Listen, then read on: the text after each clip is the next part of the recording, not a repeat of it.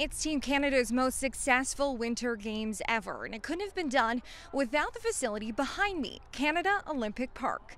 I'm Caitlin Lee. Most of the athletes returned from Pyeongchang on Monday, with the largest contingent touching down right here in Calgary. Nearly 3/4 of the 29 medals Canada nabbed in South Korea were won by athletes who trained here, including lugers Alex Goff, Justin Smith, and Tristan Walker. It's kind of an amazing feeling for all of us.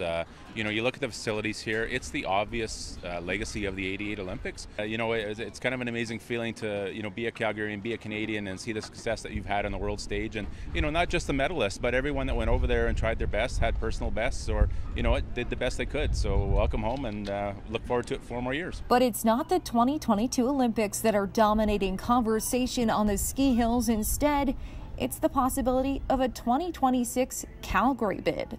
As long as it's done properly. Yes, and it's funded by the federal government and everybody else chip in. You just don't want to be Calgarians paying for it, but yes, definitely. I think it'd be great if we could host again, because I think the facilities here are being kept up and they're still training here, so it'd be great for them to come back.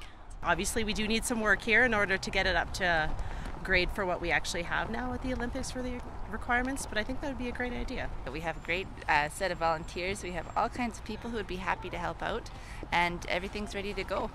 I think it'd be a great idea to have the Olympics back. There's been talk of even co-hosting with Edmonton or Vancouver to maximize resources. If you look over the last 30 years or so, there's a lot of those host countries that have let their facilities fall into ruins.